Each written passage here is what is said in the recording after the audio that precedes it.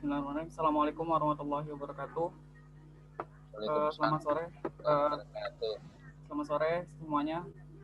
Mohon izin Pak dan teman-teman dan kakak semua, di sini kami dari kelompok 3 ingin mempresentasikan dari buku terjemahan Fondasi Fisika Lingkungan yang ditulisan dari Kyle Forinash. Next.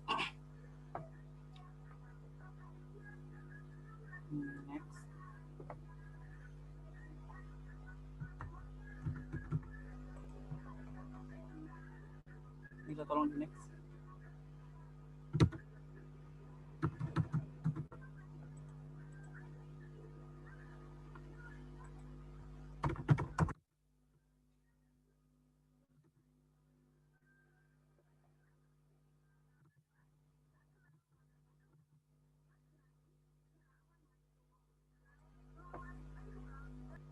Oke, di sini ada beberapa konten dari buku Fondasi Fisika Lingkungan. Yang pertama itu ada pertambahan penduduk dan dampak lingkungannya. Yang kedua ada efisiensi dan hukum pertama termodinamika. Yang ketiga ada efisiensi dan hukum pertama termodinamika. Maaf, ini maksudnya kedua. Keempat, energi terbarukan. Kelima, energi terbarukan. 6, penyimpanan energi. 7, iklim dan perubahan iklim. 8, resiko ekonomi. Next.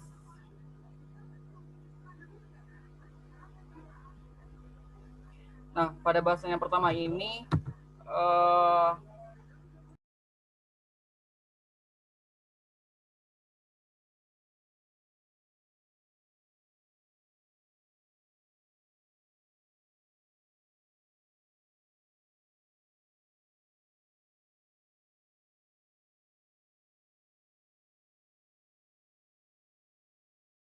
Nah, pada bahasan yang pertama ini ada pertumbuhan penduduk dan dampak lingkungannya. Nah, di buku ini dijelaskan bahwa populasi manusia itu meningkat dari tahun ke tahunnya. Terhitung dari 100 tahun terakhir itu populasi manusia itu sampai berkali-kali lipat gitu. Selain secara kuantitas, manusianya juga terjadi perubahan demografis yang cukup signifikan. Di antara contohnya itu seperti meningkatnya masyarakat kota, itu perpindahan dari desa ke kota. Jadi bukan hanya secara angka gitu. Hal tersebut sebanding dengan dampaknya yang diberikan kepada lingkungan. Nah, dalam bab ini fokus pembahasan itu ada emisi global, ketersediaan air bersih yang menipis, serta konsentrasi polutan baik di atmosfer maupun tanah. Jadi ini dampak-dampaknya yang selaras dengan pertumbuhan penduduk gitu. Bisa di next.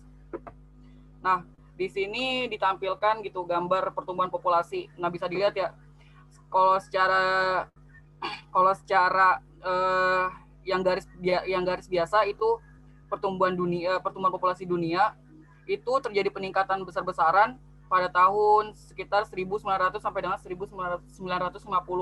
Nah, di sini tuh diindikasikan sejak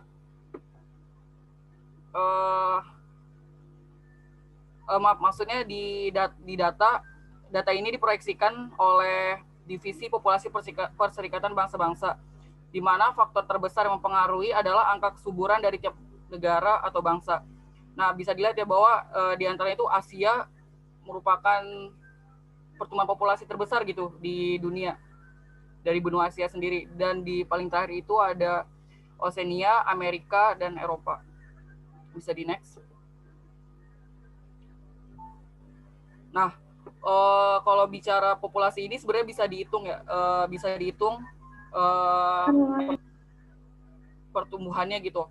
Nah, baik melalui imigrasi atau kelahiran, kita sering mendengar bahwa populasi tertentu tumbuh secara eksponensial. Ketika suatu jumlah meningkat atau menurun seiring waktu secara proporsional dengan jumlah saat ini, pertumbuhan atau penurunan dikatakan eksponensial. Nah, ini tuh rumusnya sama gitu ya kayak rumus peluruhan gitu. Cuma bedanya mungkin direfleksikannya kepada pertumbuhan penduduk gitu. Kalau di mana rumus peluruhan itu penurunan, sedangkan pada kesempatan kali ini tuh untuk dapat digunakan untuk menyatakan populasi pertumbuhan penduduk gitu. Next. Nah, apa aja sih pengaruh dari pertumbuhan populasi manusia yang begitu meningkat gitu. Nah, yang pertama itu ada krisis air bersih. Kita tahu mungkin ya, semakin banyaknya populasi manusia, maka semakin banyak pula dibutuhkan gitu air bersih. Dan selain itu juga semakin banyak pula limbah air yang diproduksi gitu. Jadi saling keterkaitan antara banyaknya populasi manusia ini dengan baik penggunaan air maupun limbah yang mereka hasilkan gitu. Jadi kadang pertumbuhan populasi manusia yang meningkat ini kadang bisa membawa krisis air bersih. Yang kedua itu ada krisis makanan. Semakin meningkat populasi, maka semakin banyak pangan gitu atau makanan yang dibutuhkan. Sedangkan lahan pertanian atau peternakan yang untuk memproduksinya itu semakin kecil. Karena apa? Karena manusia itu sendiri membutuhkan ruang gitu di bumi ini. Jadi dibutuhkan saling membutuhkan tempat gitu antara pertanian maupun peternakan untuk memproduksi makanan. Nah, selain itu juga karena lahan yang sedikit tadi banyak juga digunakan zat-zat kimia dalam sebagai upaya proses percepatan gitu dari pertanian atau peternakan itu sendiri, sehingga hal tersebut juga berdampak kepada kesehatan manusia. Nah, yang ketiga itu ada sampah kota. Sampah kota ini udah pasti banget gitu ya, di saat populasi penduduk itu meningkat, otomatis semakin banyak juga sampah yang dihasilkan, baik sampah rumah tangga maupun sampah domestik lainnya gitu. Nah, oleh karena itu gitu diharapkan sih selain dari menghadapi pertumbuhan populasi yang meningkat ini juga dibarengi gitu dengan kesadaran dari manusianya itu sendiri untuk melakukan daur ulang agar tidak memperburuk keadaan. Yang keempat ada polusi. Paling parah itu polusi paling parah itu dihasilkan dari output industri dan kendaraan bermotor. Hal ini merusak banyak hal gitu. Yang paling terdampak diantaranya adalah air, tanah maupun udara. Nah, dari kesemua pengaruh ini tuh saling keterkaitan gitu. Dan dampaknya itu menyebabkan kerusakan lingkungan dan manusia itu sendiri yang merasakan hal tersebut gitu. Di next. Nah, bicara tadi kita udah bicara apa aja sih pengaruh dampak dari pertumbuhan penduduk yang meningkat gitu. Nah, yang pertama itu yang mungkin yang terdampak adalah ozon. Nah, terdapat dua masalah utama pada ozon, yaitu ada dua ozon lokal dan ozon atas. Nah, secara simpelnya ozon lokal itu daerah yang di bawah ozon gitu, atau daerah dari permukaan tanah sampai lapisan ozon. Nah, di sini polutan yang dapat merusak ozon ini itu ya tadi polutan dari industri, emisi kendaraan bermotor, serta hasil reaksi penggunaan zat kimia lainnya.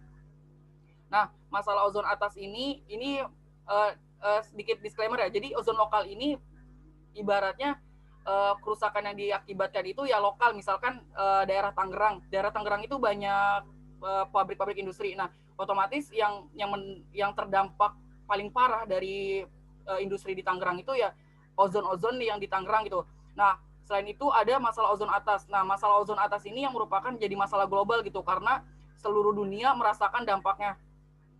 Contoh dari kerusakan ozon atas ini adalah penggunaan CFC. CFC di sini ada 3 macam gitu ya, yang berdasarkan dari buku Fondasi Fisika Lingkungan Caille tadi, itu ada klorofluorokarbon, CFC, dan hidrofluorokarbon 4, serta bromofluorokarbon, halon. Penyebabnya itu penggunaan kulkas dan AC modern ini gitu. Jadi semakin banyak penggunaan AC maupun kulkas itu dapat menghasilkan emisi CFC ini yang dapat merusak lapisan ozon. Bisa di next. Nah, kita sekarang fokus pembahasan ke permasalahan CFC permasalahan bersama, yaitu permasalahan ozon atas gitu. Yang kan dampak utamanya tadi ada CFC. Nah, perlu kita ketahui dulu gitu. Nih, di sini sedikit ditampilkan gambar dari gambar dari itu ya, gambar dari ozon itu sendiri gitu, dan bagaimana kerja ozon melindungi manusia di bumi. Nah, di sini kita bisa lihat lapisan ozon ini menahan sinar UVB dari yang merupakan pancaran dari sinar matahari, dan kita tahu sendiri kalau UVB ini bahaya gitu ya bagi kesehatan manusia. Bahkan dari buku Keyle ini dikatakan bahwa di penduduk Amerika itu udah mulai merasakan dampaknya, yaitu mulai ada bermunculan penyakit kanker kulit di Amerika. Dan itu kata buku tersebut itu penyebab dari bocornya cahaya UVB ke permukaan bumi gitu. Nah, ozon sebenarnya dapat membentuk. Nah, sebenarnya ozon ini bisa memperbaiki dirinya sendiri gitu. Bisa memperbaiki lagi. Misalkan saat dia bocor atau rusak, dia sebenarnya bisa memperbaiki lapisan ozon itu sendiri. Ada dari buku Keyle itu ada dua cara untuk memperbaiki ozon, dan itu terjadi secara natural gitu. Yang pertama itu saat cahaya UVB ini sebenarnya saat UVB ini masuk ke bumi atau saat hendak melewati lapisan ozon, itu langsung ada pertahanan dari lapisan ozon itu sendiri gitu. Kalau dalam buku ini tuh ada terjadi proses fisika gitu ya, yang kalau saya lihat dari buku ini itu ada terkait foton gitu, dan itu justru memperkuat lapisan ozon itu sendiri. Yang kedua itu ada dari permukaan bumi, yaitu ada reaksi kimia yang menghasilkan ozon dari reaksi nitrogen yang dihasilkan oleh bakteri yang ada di bumi, sehingga sebenarnya ozon ini stabil jumlahnya secara hukum alam gitu. Jadi sebenarnya ozon ini sebenarnya nggak, kalau secara hukum alam itu tetap normal gitu, tapi ada tapinya. Ini semua tuh berubah semenjak manusia itu secara besar-besaran menggunakan CFC sekaligus ada emisi-emisi lainnya, sehingga pemulihan ozon itu menjadi tidak imbang gitu. Makanya dampaknya cukup berasa gitu, kayak mulai dari meningkatnya suhu di bumi dan lain-lain gitu. Bisa di next. Nah, ini dia ya, ini gambar produksi CFC dari permukaan bumi yang menyebabkan kebocoran di ozon gitu. Ada 5 gambaran proses terjadinya kerusakan lapisan ozon. Nah, pengukuran satelit dan tanah telah menunjukkan bahwa total ozon di atmosfer telah menurun dengan laju sekitar 4% secara global per tahun sejak tahun 1970-an. Depresi paling rendah di ekuator dan terbesar di kutub. Inilah yang menyebabkan tidak terasa es di kutub itu justru cepat mencair gitu dari tahun ke tahunnya. Dan kita semua pasti tahu dampak dari kutub yang mencair gitu, yaitu meningkatnya ketinggian permukaan air laut.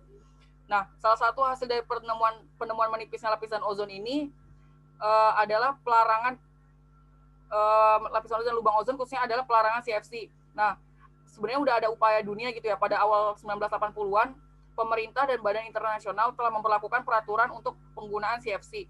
Bahan kimia ini telah banyak diganti sebagai refrigeran komersial dan aerosol dengan bahan kimia yang tidak terlalu berbahaya. Jadi dunia juga udah sadar gitu bahwa CFC ini sebenarnya berbahaya. Jadi udah mulai ada upaya-upaya untuk mengurangi penggunaan alat-alat yang menghasilkan CFC. Next. Yang kedua itu hujan asam. Nah, kalau tadi lapisan ozon itu terkait dengan CFC, yang kedua ini ada dampak lain yang mana fokusnya ini dampak dari emisi industri atau emisi lainnya gitu. Perubahan keasaman curah hujan yang terkait dengan pembakaran. Kalau dalam buku ini fokusnya pembakaran batu bara ya, karena kalau menurut saya setelah saya baca buku ini fokus penelitiannya itu di Amerika, di mana di Amerika itu banyak banyak industri-industri yang menggunakan bahan bakar batu bara gitu. Jadi menurut Keyle, pembakaran batu bara ini berperan cukup penting dalam terjadinya proses hujan asam. Nah, selain itu di buku ini juga menyebutkan gitu bahwa bukan hanya Amerika Serikat, bahkan Rusia, Eropa Timur dan Cina juga terdampak dari hujan asam itu sendiri. Bisa di next. Nah, hujan asam itu apa sih? Nah, kalau secara kimianya mungkin ya jumlah itu ada dijelaskan di dalam buku itu, jumlah sulfur diemisikan per ton batu bara yang dibakar bergantung pada jenis batu bara yang digunakan. Tetapi umumnya sulfur selalu ada Setelah teroksidasi menjadi sulfur dioksida, selama proses pembakaran senyawa sulfur mengalami reaksi berikut di atmosfer. Nah, dihasilkan sulfur tersebut setelah reaksi yang panjang gitu ya, dia menghasilkan asam H2SO4, nah asam atau asam sulfat dalam bentuk tetesan cair dan terurai menjadi ion 2H+ dan SO4 2- yang dapat bereaksi dengan tumbuhan dan bangunan sebagai hujan asam gitu. Bisa di next. Nah, upaya mengurangi terjadinya dan dampak hujan asam ini ada beberapa upaya gitu yang di dalam buku ini diberikan saran kepada para pelaku perusahaan atau industri. Di antaranya itu menggunakan scrubber. Itu alat yang dipasang di cerobong pabrik gitu. Jadi mereka sebelum emisi itu dilempar ke udara, mereka udah disaring dulu oleh scrubber. Yang kedua itu ada mencuci batu bara sebelum dibakar. Ini menjadi salah satu solusi dari buku Keile. Yang ketiga itu membangun pabrik baru yang memiliki teknologi untuk mengurangi populasi. Nah, tapi dalam prakteknya, dalam kasus ini di Amerika, banyak perusahaan-perusahaan tuh yang masih nakal gitu. Setelah digali, menurut Keile ada beberapa faktor. Yang pertama itu paling utama itu membutuhkan biaya yang besar untuk bagi perusahaan itu butuh biaya yang besar biar bisa mengurangi polusinya gitu. Yang kedua ada metode yang paling hemat biaya. Kalaupun ada metode hemat biaya, itu bergantung dari permintaan listrik, usia, dan ukuran pembangkit, sumber batu bara, dan akses ke sumber daya seperti batu kapur yang digunakan dalam proses pembersihan. Jadi tetap aja, menurut perusahaan-perusahaan itu, biaya paling hemat pun itu cukup besar gitu. Jadi inti dari enggannya perusahaan-perusahaan di Amerika Serikat untuk mengurangi polusi ini ya terkait biaya. Nah, dari itu juga sebenarnya Amerika Serikat sendiri udah punya solusinya. Solusinya itu ada sistem cap and trade. Ini justru solusi ini tuh yang nyiptain Amerika gitu. Ini tuh banyak pihak yang berperan dalam upaya pengurangan dampak hujan asam ini. Di antaranya pemerintah sendiri membuat kebijakan-kebijakan yang bisa menekan gitu ya, bisa menekan perusahaan-perusahaan industri di Amerika sehingga dapat mengurangi polusi yang dapat menyebabkan hujan asam. Nah, solusi ini juga yang akhirnya ditetapkan gitu, bukan ditetapkan sih, maksudnya digunakan oleh negara-negara lain sehingga melalui protokol Kyoto tahun 1997 digunakanlah pendekatan cap and trade ini untuk emisi gas rumah kaca yang justru bertanggung jawab atas perubahan iklim global. Kayak gitu. Next. Nah, sedikit kesimpulan ini dari bahasan bab 1 ini, pertumbuhan penduduk dan dampak lingkungannya. Ledakan populasi yang menyebabkan perubahan yang signifikan bagi standar kehidupan serta tuntutan yang berpengaruh gitu secara signifikan bagi standar kehidupan justru menciptakan tuntutan baru bagi manusia.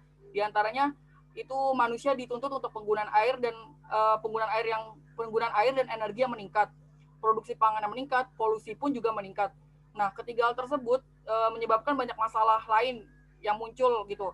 Namun, berdasarkan pendekatan, bukti, dan konklusif serta alternatif, seharusnya dapat menggerakkan manusia itu juga untuk mulai menemukan sumber daya energi baru dengan memperhatikan upaya pengurangan polusi sehingga dapat membatasi perubahan iklim yang ekstrim.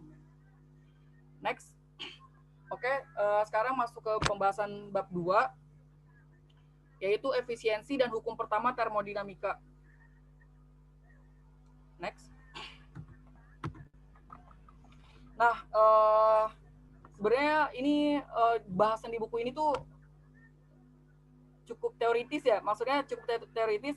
Jadi di buku ini tuh diulang lagi gitu, dimasukin lagi rumus-rumusnya. Cuma nanti mulai ada konklusinya itu menuju akhir, baru ada sangkut pautnya terkait hukum termodinamika ini dengan lingkungan gitu. Nah, mungkin sedikit review, makanya sedikit saya tambahkan di PPT kali ini. Nah, hukum pertama termodinamika.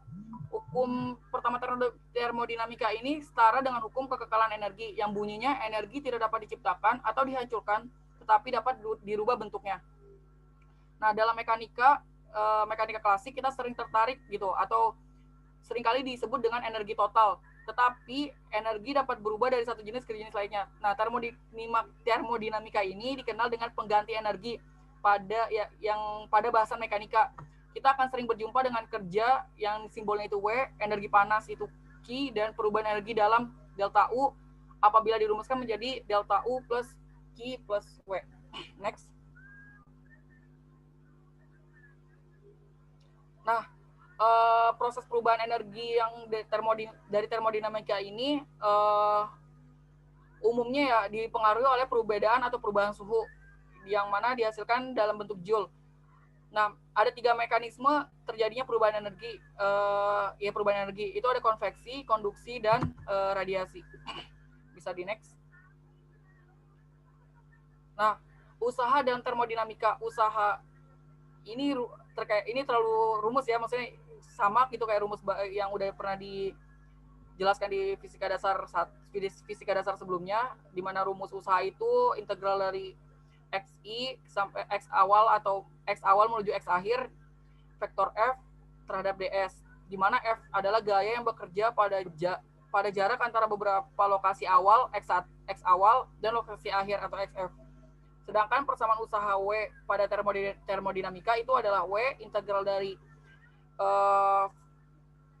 V awal menuju V akhir momentum dikali perubahan V. Next.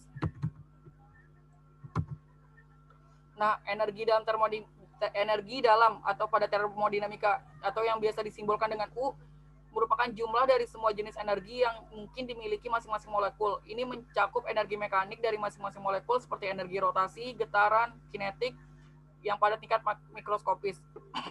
Energi internal yang juga mencakup energi yang diserap atau dilepaskan oleh reaksi kimia antar molekul. Next. Hukum pertama termodinamika, kita masuk ke fokusnya. Hukum pertama mengatakan bahwa energi total dari sistem tertutup akan tetap jika ada pertukaran energi dengan lingkungan.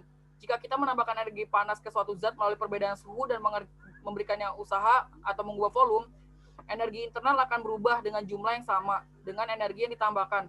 Prinsipnya juga berlaku sebaliknya. Energi dapat mengalir keluar dari suatu zat atau dapat melakukan usaha tetapi hanya dalam jumlah yang sama dengan perubahan energi internalnya. Next. Beberapa kuantitas dalam termodinamika yang berguna lainnya gitu. Next. Yang pertama itu ada daya. Yang kita tahu rumusnya daya itu adalah perubahan usaha terhadap perubahan waktu. Yang satunya itu joule per detik atau watt. Yang kedua itu ada suhu. Next. Ada panas laten dari fusi dan penguapan. Itu ada 2 macam, ada laten fusi dan laten penguapan. Dan kapasitas panas spesifik atau Q-nya itu sendiri. Next. Ekspansi termal, energi tambahan ini perubahan panjang yang dihasilkan gitu. Terus ada efisiensi. Nah, untuk efisiensi. Next. Pandangan pertama pada hukum kedua. Nah, hukum pertama termodinamika memberitahu kita bahwa energi dikonservasi, tetapi tidak memberikan batasan tentang bagaimana energi dapat diubah dari satu jenis ke jenis lainnya.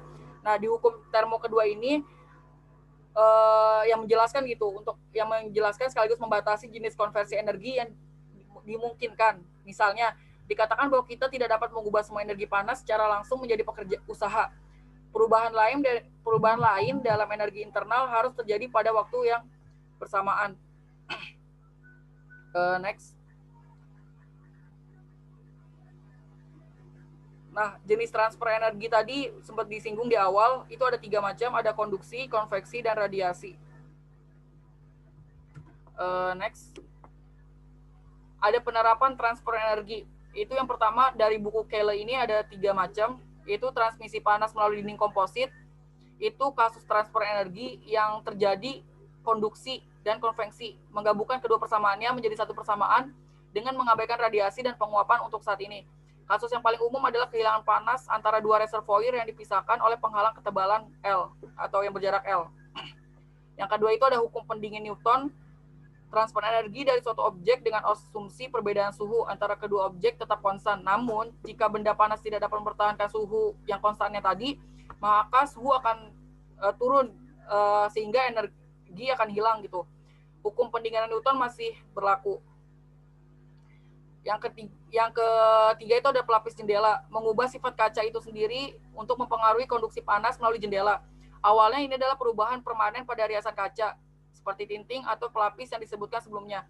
Jadi ini pelapis jendela ini awalnya sebagai hiasan, tapi untuk di Amerika dan di Eropa itu kasusnya beda gitu. Mereka dibutuhkan pelapis kaca yang bisa bertahan di 4 musim itu, kalau berdasarkan buku yang ada di Kehle. Maka aplikasi ini lebih erat kaitannya dengan kasus-kasus yang ada di Amerika dan di Eropa. Next. Nah, selanjutnya ada setelah transfer energi, ada efektivitas pencahayaan. Salah satu efisiensi dalam termodinamika yaitu manfaat energi dibagi dengan biaya energi. Jadi manfaat energi itu menurut kalau kita merefleksikan ke hukum termodinamika akan sebanding gitu manfaat yang dihasilkan energi dengan biaya yang harus dikeluarkan untuk energi tersebut. Nah, intensitas gelombang elektromagnetik diukur dengan watt per meter persegi. Ini satuan perhitungan terkait biaya dan manfaat energi yang dihasilkan tadi. Jadi salah satu cara untuk menentukan efisiensi pencahayaan adalah dengan membagi energi keluaran total pada semua frekuensi dengan energi yang digunakan untuk menghasilkan keluaran.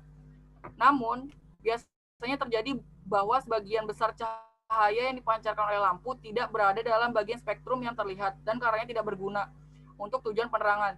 Jadi untuk lampu itu sendiri masih kasusnya ini lampu ini masih menghasilkan gelombang-gelombang yang justru bukan menghasilkan gelombang cahaya tampak gitu, sehingga efisiensi penggunaan energi ini tidak efisiensi penggunaan energi ini yang seharusnya energi ibaratkan yang penggunaan energi 500 justru energi yang menghasilkan cahaya tampak cuma 300 gitu. Nah, ini masih terjadi kasus-kasus seperti ini. Makanya dibahas di dalam buku Kehle itu ada efektivitas pencahayaan. Nah, next. Nah, dari efektivitas pencahayaan ini menurut buku Kehle mempengaruhi dari perkembangan lampu yang ada sampai saat ini gitu. Dulu itu sejarah lampu ini dimulai dari lampu pijar, lampu elektrik pertama gitu maksudnya, yang penggunaan daya energi listrik.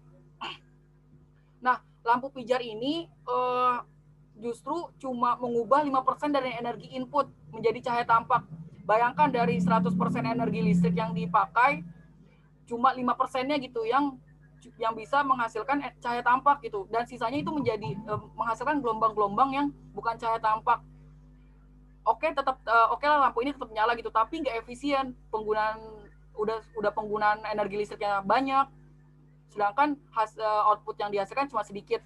Nah, ini lampu pijar, makanya lampu pijar ini makin penggunaan dayanya lebih gede gitu. Nah, lampu pijar itu kayak gimana? Nih mungkin teman-teman udah bisa lihat gambarnya. Lampu pijar ini sering kita lihat gitu ya.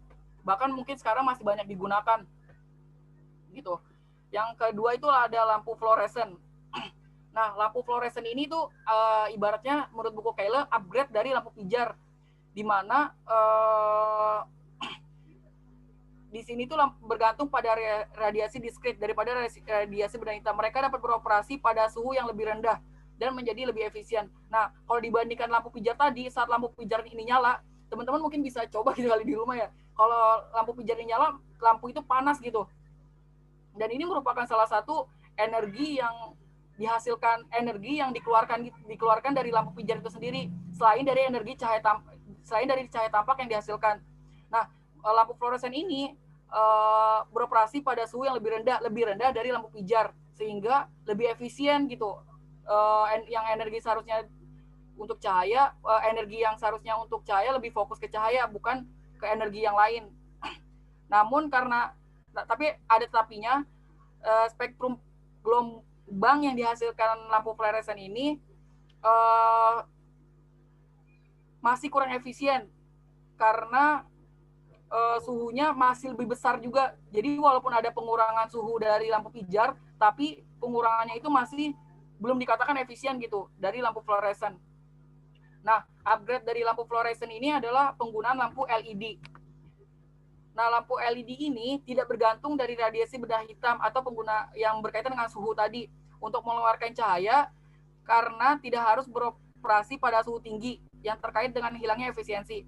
Nah, LED ini semakin perkembangan zaman, LED ini justru menggunakan senyawa organik gitu yang dikenal dengan teknologi OLED yang lebih efisien dibandingkan lampu-lampu sebelumnya yang memiliki banyak kelebihan, diantaranya itu masa pakai lebih panjang, tahan guncang, dan lain-lain. Jadi dikatakan di buku Keyle ini, lampu LED ini justru merupakan teknologi masa depan menurut Keyle, karena memiliki efisiensi yang lebih tinggi untuk saat ini dan beberapa tahun yang akan mendatang dibandingkan lampu pijar dan lampu fluoresen.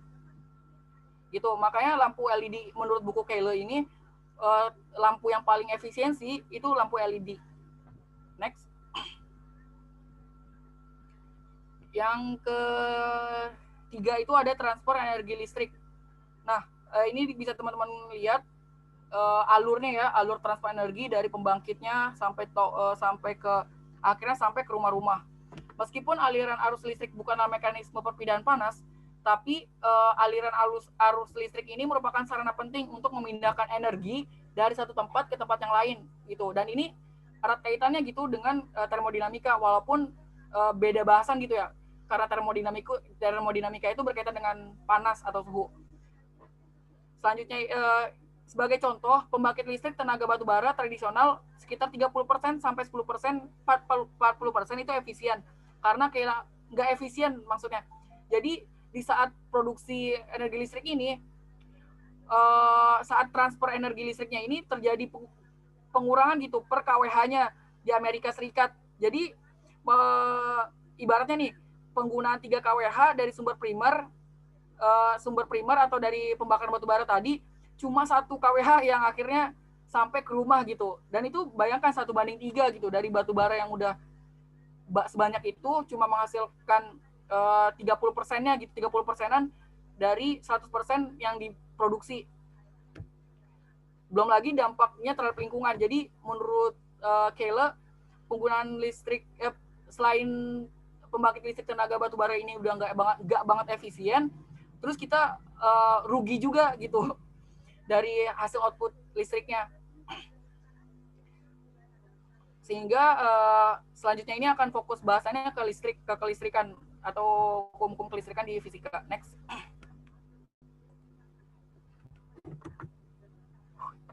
Selanjutnya ada konsep kelistrikan. Itu ada beberapa poin ya. Itu ada kuat arus, tegangan, resistor, daya, dan kaitan-kaitannya dengan hukum Faraday dan hukum Ohm. Ini sama bahasannya kayak di elektronika atau mata kuliah elektronika sebelumnya. Next. Nah, berbicara tentang efisiensi tadi, kenapa akhirnya dibahas konsep kelistrikan ini? Salah satu contohnya itu adalah penggunaan trafo gitu. Nah, penggunaan trafo ini masih secara teoritis merupakan penggunaan arus bolak-balik yang mana outputnya tadi bisa berupa penguatan maupun pengurangan gitu dari baik dari tegangan maupun arus. Next. Nah, efisiensi energi dan ekonomi. Tadi kita udah bahas 3 poin, itu ada efisiensi energi, efektivitas pencahayaan, terus transfer listrik. Nah, sekarang dikaitkan gitu, efisiensi energi dengan ekonomi. Nah, dunia itu sebenarnya udah mengalami banyak masalah gitu. Selain dari polusi tadi, permintaan energi ini juga meningkat. Permintaan energi itu berkaitan erat dengan peningkatan populasi penduduk yang udah dibahas di bab 1. Nah, hukum pertama termodinamika ini membatasi energi keluaran dari setiap proses menjadi sama dengan atau kurang dari energi masukan, yang menempatkan batasan lebih lanjut pada beberapa energi yang sebenarnya tersedia. Jadi maksudnya itu dari energi yang usaha yang diberikan itu, energi yang dihasilkan energi yang diberikan dengan energi yang dihasilkan itu ada perbedaan gitu, ada perubahan-perubahan.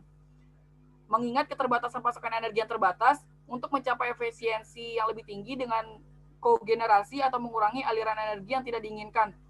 Nah, jadi ini sebenarnya intinya itu karena energi ini terbatas dan kita udah mengeluarkan biaya untuk dapat menikmati energi itu, kalau bisa kita harus menerapkan efisiensi penggunaan energi gitu. Di sini disebutkan mengurangi permintaan energi, artinya ya ibaratkan kalau dianalogikan dengan penggunaan alat listrik, ya kita hemat-hemat dalam penggunaan listrik gitu, atau penggunaan energi itu sendiri. Next. Nah, ini ringkasan dari bab 2. Setelah menyelidiki hukum pertama termodinamika dan mekanisme transfer energi, maka didapatkan beberapa poin gitu. Di antaranya hukum pertama. Hukum pertama ini yang setelah disebutkan tadi membatasi keluar output energi yang paling baik sama dengan masukan energi untuk proses itu sendiri. Artinya tidak ada yang gratis gitu. Artinya menurut hukum termodinamika ini menggambarkan gitu, kalau kita ingin mendapatkan energi atau output energi yang ingin digunakan, ya otomatis kita harus ada biaya yang harus diberikan. Nah, hukum kedua tidak dapat mencapai titik impas gitu. Artinya sebenarnya gini, di saat kita mengeluarkan biaya tadi, mengeluarkan biaya untuk mendapatkan energi, itu sebenarnya kita nggak bisa 100% dapat energi, nggak dapat 100% dari yang kita keluarkan gitu. Nah, ini tuh digambarkan dari hukum termodinamika 2. Ya, selanjutnya itu ada efisiensi. Itu erat kaitannya dengan rasio pemanfaatan energi dengan biaya tadi. Ini makanya dari 3 ini saling berkaitan gitu. Di mana hukum termodinamika itu mengatakan untuk mendapatkan energi harus ada biaya, di hukum termodinamika 2 ada keterbatasannya.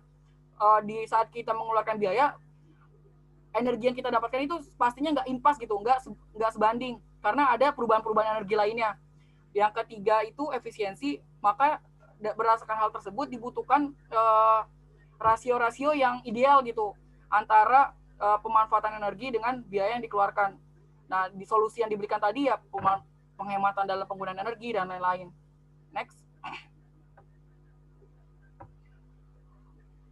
Nah, di buku Keyle ini sebenarnya itu tadi ya, karena dia fokusnya di kasus di Amerika, ini erat kaitannya dengan pertumbuhan ekonomi juga di Amerika sana gitu. Apabila ditarik garis besarnya, faktor ekonomi dan peraturan yang terlibat sangat berpengaruh dalam mencapai efisiensi yang lebih besar. Efisiensi energi yang lebih besar adalah cara termudah dan paling ekonomis untuk mengurangi konsumsi energi. Tetapi kebijakan energi pemerintah di Amerika Serikat tertinggal dari kebijakan di Eropa dan Jepang, di mana tempat-tempat tersebut insentif pajak, persyaratan perlabelan, koordinasi peraturan internasional, dan perdagangan emisi gas rumah kaca mulai mengurangi penggunaan energi yang terus meningkat. Jadi sebenarnya di sini cukup miris ya. Amerika yang menggambarkan konsep efisien dalam penggunaan energi, tapi justru mereka tertinggal gitu karena mereka nggak berani secara kebijakan pemerintahnya untuk mengatur itu semua. Sedangkan kalau kita lihat di Eropa dan Jepang ini terkesan berani, sehingga efisiensi yang dihasilkan dari negara-negara Eropa dan Jepang itu lebih tinggi dibandingkan Amerika. Dan itu berpengaruh dengan ekonomi negara-negara tersebut gitu. Next. Terakhir, telah diklaim bahwa efisiensi energi menyiratkan ketidaknyamanan. Artinya sebenarnya upaya efisiensi energi ini menurut buku Keyle itu pastinya membuat manusia itu nggak nyaman gitu, karena akhirnya standar hidup mereka yang harusnya tinggi jadi rendah. Contohnya seperti penggunaan manusia ingin kondisi ruangannya terang, mereka ibaratnya menggunakan lampu menggunakan watt yang besar, sedangkan lampu dengan watt kecil udah cukup gitu untuk menerangi ruangan. Jadi mereka harus mengurangi standar hidupnya.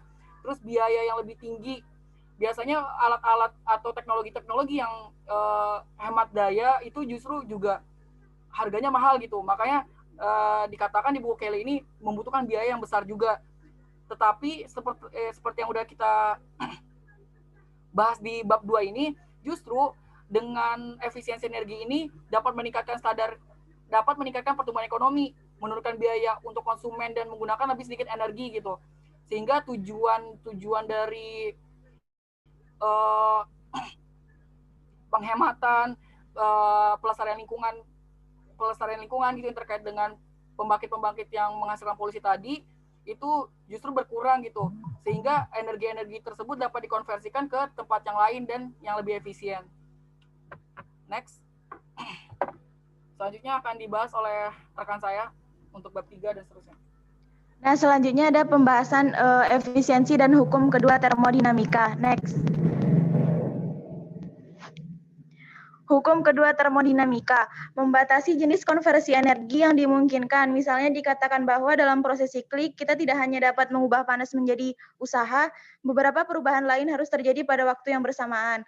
Nah, dari hukum kedua termodinamika ini ada beberapa versi. Versi pertama yaitu entropi tetap konstan atau meningkat dalam sistem tertutup. Next.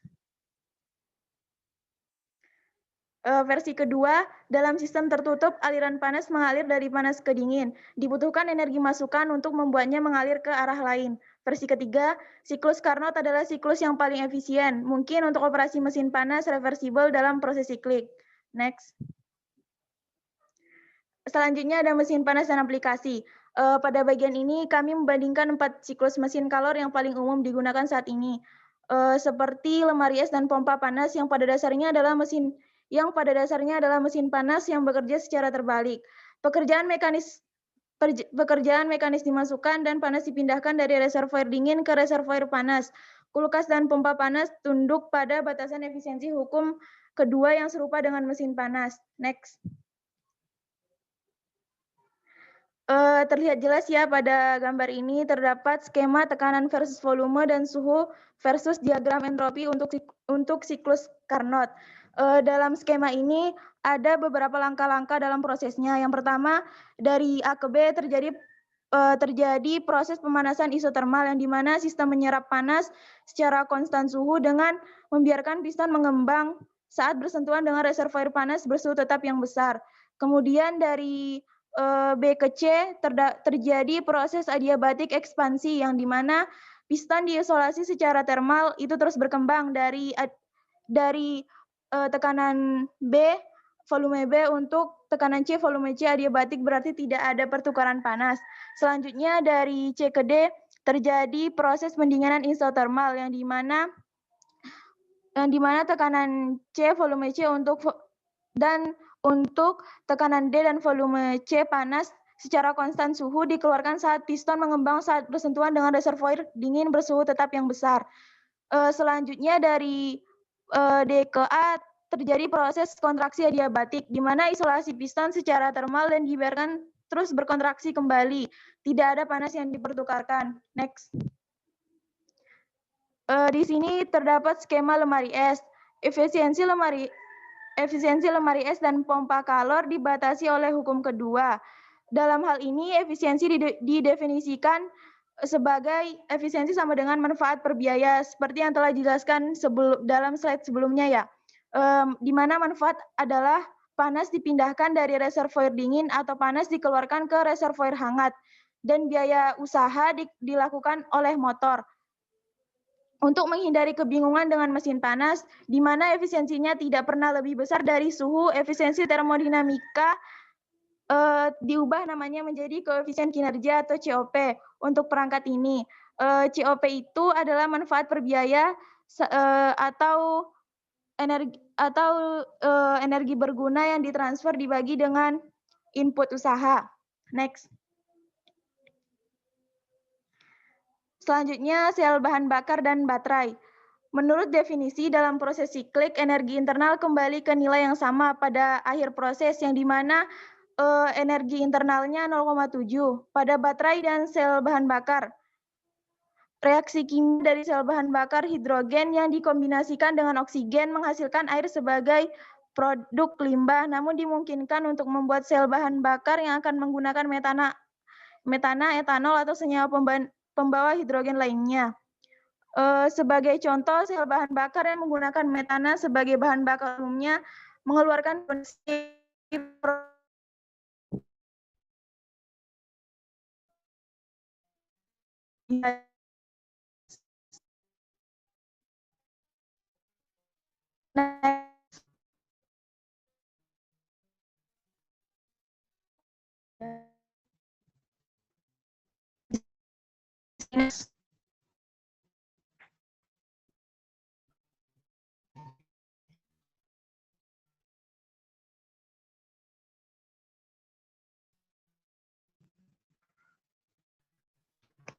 Next.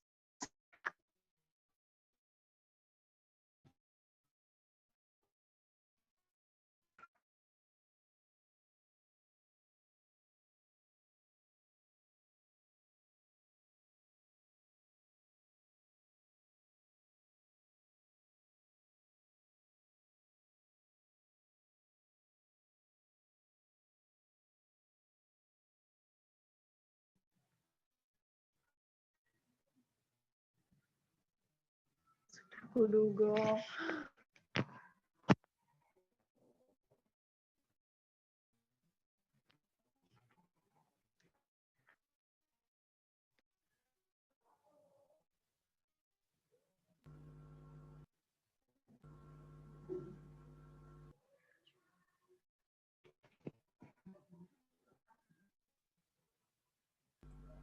Baik, Hilma, kayaknya ada kendala gangguan sinyal. Hilma udah terhubung lagi, Hilma? Ya. Tapi PowerPoint-nya belum. Ini mestinya loncat ke bab 4 saja. Lewat aja bab 3 itu. Bisa. Masih ada sinyalnya nggak bagus ya? Sepertinya iya, Pak.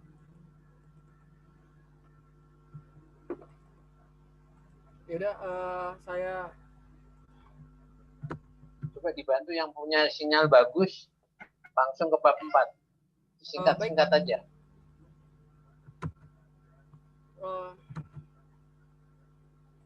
Bisa di 4. bab 4.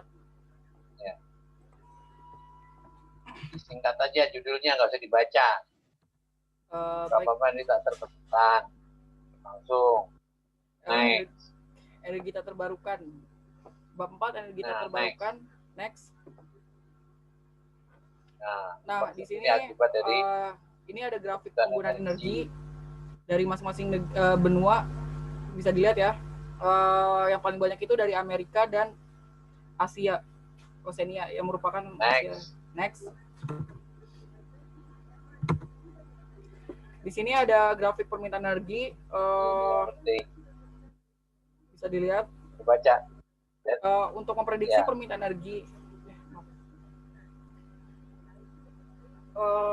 Permintaan energi dunia itu bertumbuh sekitar 60% dalam 25 tahun ke depan.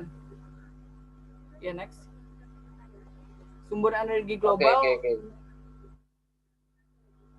Sudah, Mas. Saya yang komen aja semua ya. Baik, nanti yang lain dibaca lagi. Intinya di buku prinsip dari energi fisika lingkungan ini adalah dari materi fisika yang paling dominan. Jadi kalau kemarin itu pendidikan lingkungan, terus kemudian kalau pendidikan lingkungan, terus fisika lingkungan, nah yang ini esensi dari fisika lingkungan yang isinya sebenarnya secara awal ini semua terdapat di lapisan litosfer, hidrosfer, dan atmosfer ya. Kemudian kita ini terkait dengan peran individu manusia dengan teknologinya yang berdampak kepada semua kebutuhan kehidupan untuk menunjang tujuan kehidupan. Nah, saya minta nanti kalau saudara ngajar di SMA, itu kan materi-materi fisika kan hampir terkait dengan apa yang dijabarkan di dalam buku ini semua.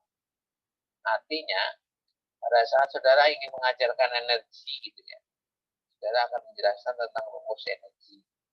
Tapi kira-kira perannya apa energi itu? Karena dengan aspek lingkungan seperti itu, karena energi itu ternyata mempunyai sumber yang global atau ya kira-kira seperti itu. Ilustrasi itulah yang diperlukan di dalam proses pengajaran. Kedengaran nggak suara saya? Terdengar, Pak. Bagus apa enggak? Cukup jelas, Pak.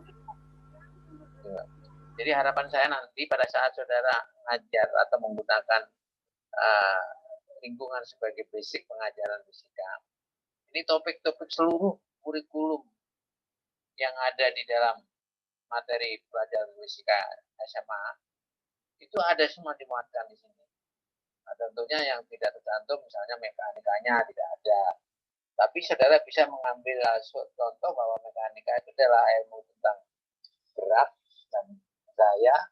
Nah, tentunya semuanya dimunculkan dari aspek lingkungan. Gerak itu misalnya mobil bergerak menggunakan energi yang apa, mesin dan lain-lain gitu. Kalau saudara bisa mengkaitkan semua materi fisika dengan lingkungan, itu ujung-ujungnya masih calon siswa itu tertarik dengan fisika. Tidak sulitnya seperti sekarang, apalagi kuliah dengan PJJ yang sekarang ini. Saya merasakan dan saya yakin saudara mendapat wawasan ilmu jauh lebih banyak ketimbang saya ngajar di kelas. Karena pada saat saya mengajar di kelas itu adalah semacam satu informasi yang hanya muncul dari apa yang saya berikan pada saat perkuliahan. Padahal informasi tentang apa yang saya sampaikan itu hanya sebagian kecil dari materi yang sudah ada di dalam sistem jaringan IT seperti yang saudara. Itu makanya sekarang ini juga saya sudah bisa membayangkan, walaupun ini nggak tuntas ya, tapi saya yakin selesai juga ini sebenarnya. Karena memang materi cukup banyak, sehingga saudara ya, sambil jaringannya terganggu, ya nggak terselesaikan, tapi nggak apalah, cukup bagus, ini cukup bagus.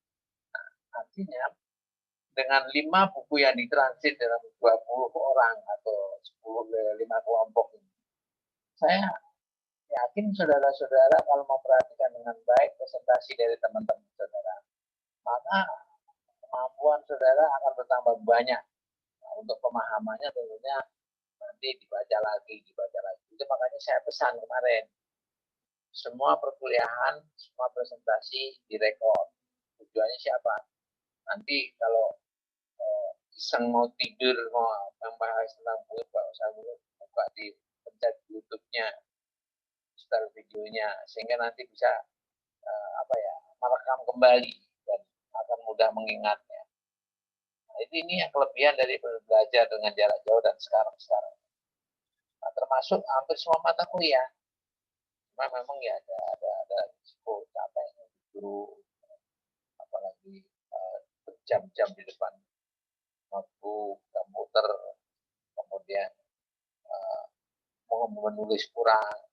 Nah, ini kekurangan dari psikomotor di dalam belajar memanfaatkan energi IT. Jadi sekali lagi saya pesan, tolong nanti dibaca lagi, dicermati, sehingga di dalam memahami tentang fisika lingkungan ini menjadi modal dasar di dalam pengajaran fisika di SMA. Bahkan saya sering mengajarkan, coba fisika itu dalam mengajar home-base-nya lingkungan. Nanti supaya siswa itu tidak bosan dan tidak takut, apalagi yang lalu-lalu itu hanya menggunakan rumus dan seterusnya. Ya, sekali lagi itu pesan saya, dan ini dianggap selesai kelompok 3, minggu depan kelompok 4. Coba disingkat dengan waktu, diprediksi dikira-kira lah. Lebih singkat lebih bagus. Kalau ini tadi kan banyak, dan memang materi cukup banyak sekali, saya maklum. Sehingga ya tidak terselesaikan, tapi nggak apalah, karena sisa sedikit juga ada yang seperti yang saya terangkan. Saya kira sore ini cukup bagus. Untuk minggu depan kelompok 4 tolong siapkan PPT-nya dan kirim ke saya supaya bisa melihat. Dan saya akhiri, Assalamualaikum warahmatullahi wabarakatuh. Selamat sore. Waalaikumsalam warahmatullahi wabarakatuh. Selamat sore Pak, terima kasih Pak.